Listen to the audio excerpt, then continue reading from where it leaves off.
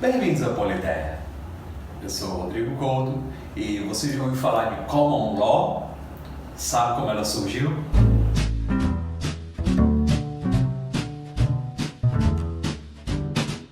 Existe muita curiosidade no Brasil, especialmente entre as pessoas da área jurídica, sobre a chamada Common Law, que é a lei em vigor na Inglaterra e que seria muito distinta do sistema jurídico que existe nos países do direito civil, essencialmente os países influenciados pela Europa continental.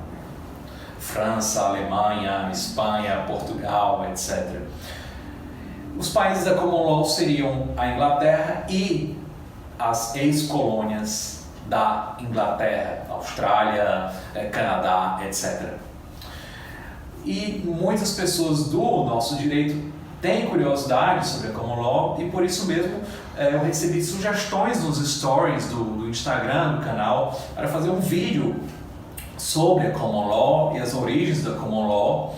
E existe muita curiosidade dos profissionais do direito aqui no Brasil sobre essa Common Law, esse sistema jurídico que é essencialmente inglês e das ex-colônias inglesas como Canadá, Austrália, etc.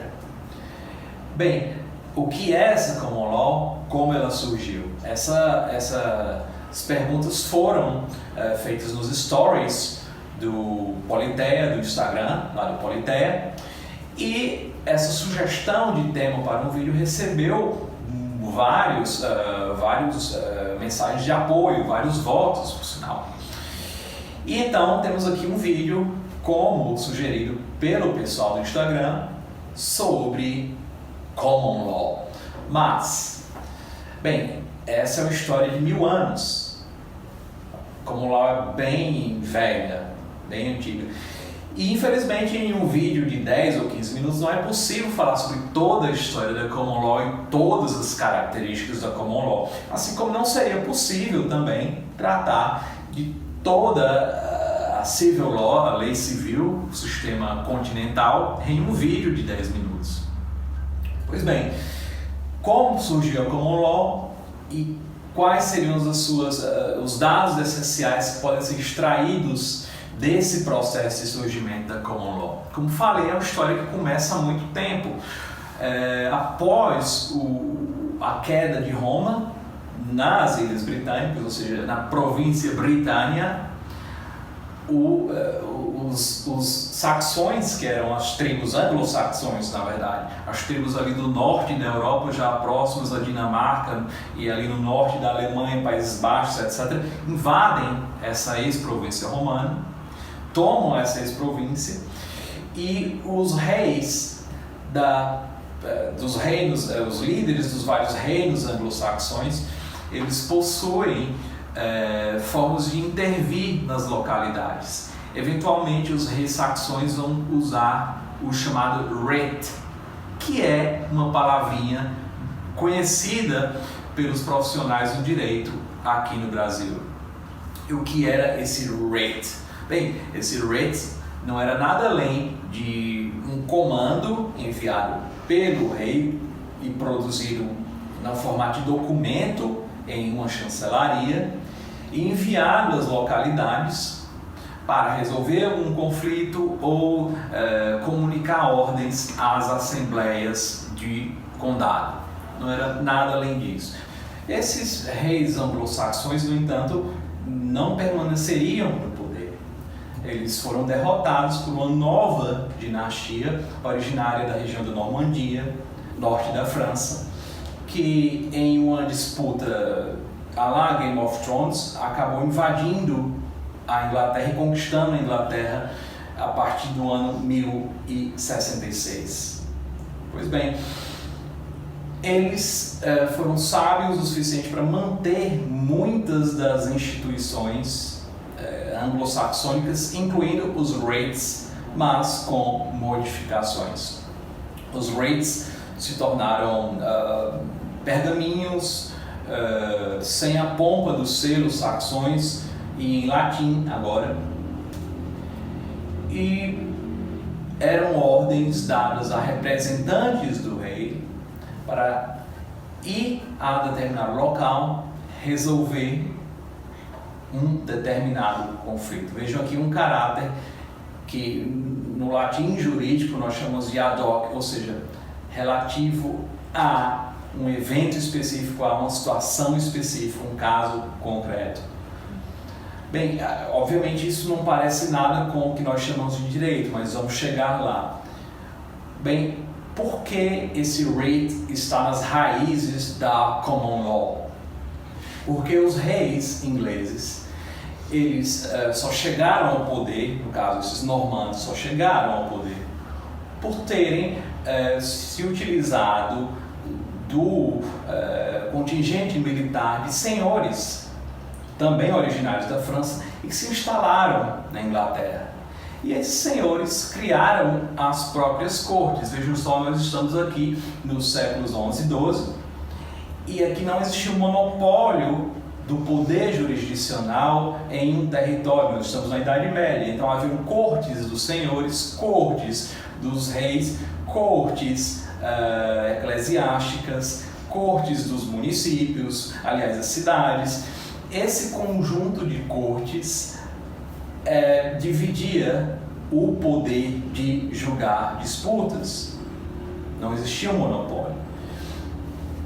E os writs eventualmente serviriam para levar as pessoas às cortes reais. Por quê? Bem, porque no início os writs, esses ad hoc que eu falei, com caráter ad hoc, caráter circunstanciado, eles eram nada além de uma ordem para esse representante que eu mencionei ir ao local e resolver a questão segundo o comando contido no writ, segundo as instruções do writ. Então o writ já significava, nesse primeiro momento, que o rei admitia que a versão da parte alegadamente ofendida, supostamente ofendida, era a versão correta, ou seja, não existia a oitiva da outra parte. O suposto culpado não era ouvido pelas autoridades. Isso levou a muitos abusos. E para resolver esses abusos, eles criaram um procedimento chamado pleading, bastante formal, mas que permitia que as versões de ambas as partes fossem consideradas. E o pleading começava com o writ. Então o writ deixou de ser apenas uma ordem para resolver um conflito de determinado modo, garantindo um remédio ao supostamente ofendido, e se tornou uma forma de iniciar um litígio, uma lide, na linguagem jurídica. E esse litígio era bastante formal. As partes apresentavam suas versões e respondiam uma à outra com um conjunto pré-estabelecido de respostas. E após essa primeira fase, era decidido no que elas concordavam e no que elas discordavam. Após isso, elas teriam todas essas alegações confirmadas ou não, com base em provas. E após o julgamento dessas provas, finalmente ocorreria ou não a concessão do remédio que estava lá no writ. Mas vejam, até agora esse writ era ad hoc, ou seja, era relacionado a uma questão, um caso concreto. Então nós não temos aqui ainda um sistema jurídico substancial. Não é como se eles tivessem criado um código, uma elaboração legislativa, ou seja, eles não tinham nada além de procedimento. Bem, mas se eles só tinham procedimento, como é que isso gerou uma ordem jurídica, um direito substantivo, uma ordem jurídica substantiva, como seria chamada hoje? Vejam só, o pleading não acaba aí, a história dos writs não acaba aí, porque, como falei, eles eram circunstanciados, relacionados a casos concretos. E as pessoas utilizavam os writs apenas no sistema das cortes reais, que era um entre vários sistemas de cortes.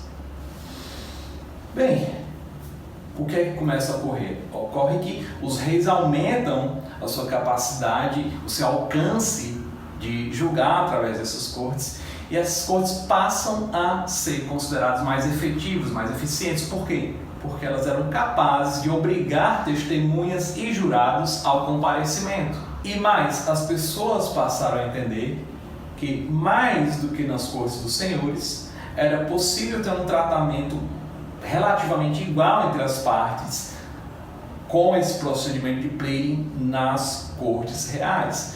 Então os rates vão aumentar de forma vertiginosa.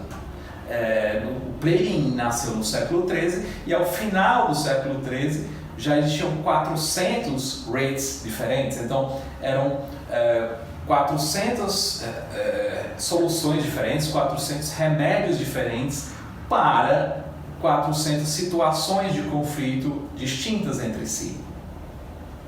E até aqui, vejam, não existe direito substantivo, existe apenas, alguns chamariam de processo, prefiro chamar de procedimento, existe apenas procedimento.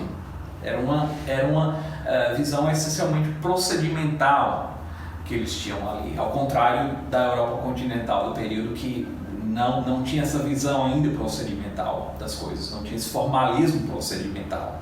Como é que isso se torna, então, algo mais substantivo? Como é que se aproxima realmente de um direito do que vai se chamar de common law?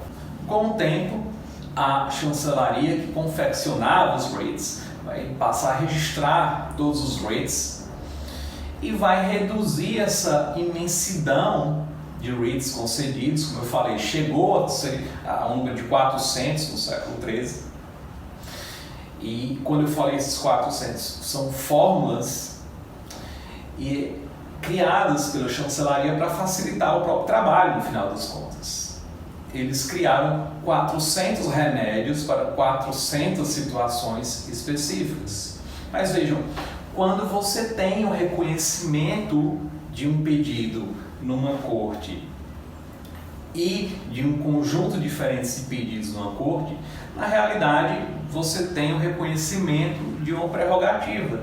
Então, se eu tenho um terreno, um campo cultivado e eu recebo esse campo como herança, mas ele está ocupado por um terceiro, e a corte do rei reconhece a minha prerrogativa de receber esse campo como herança, na prática eu estou criando um sistema de direito substantivo, eu estou reconhecendo um conjunto de prerrogativas.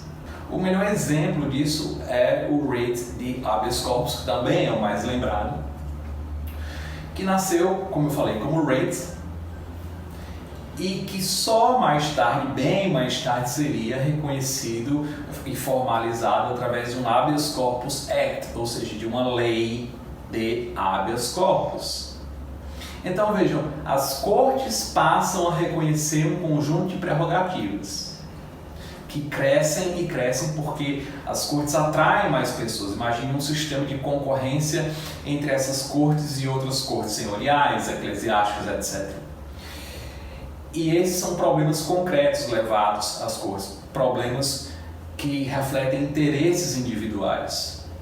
Essas questões julgadas passam a ser formalizadas e dessa formalização nasce um conjunto de remédios que, no fim das contas, significa o reconhecimento de um conjunto de prerrogativas. Então é possível alegar, sim, até esse momento de formalização não existe o que nós chamaremos hoje de um direito, de uma ordem jurídica substantiva, de um direito substantivo, mas de um processo. Mas com o tempo as pessoas passam a enxergar na common law, que, para explicar o termo, era comum, porque era o mesmo direito aplicado a todas as cortes do reino e por todo o reino. Elas passam a enxergar essa common law como esse conjunto de prerrogativas, mesmo que ela tenha tido início simplesmente com ênfase no procedimento. Então, no início do século XVIII, você vai ter comentadores que afirmam o seguinte, que a common law é um sistema de direitos, ou seja, prerrogativas. E aqui nós temos o caráter fundamental a origem dessas prerrogativas em decisões, que é sim o caráter fundamental da Common Law, que está aí desde o seu nascimento. Obviamente a Common Law mudou muito desde então e muita coisa, como eu falei, o habeas corpus, por exemplo, acabou codificado, acabou transladada para leis, mas ainda assim ela teve essa origem em decisões de cortes. Eu espero que esse vídeo tenha respondido as dúvidas enviadas pelo Instagram, mas se você tem alguma dúvida ainda, deixa aqui nos comentários. Lembre-se de se inscrever no canal, ative o sininho para receber notificações e até a próxima. Tchau, tchau!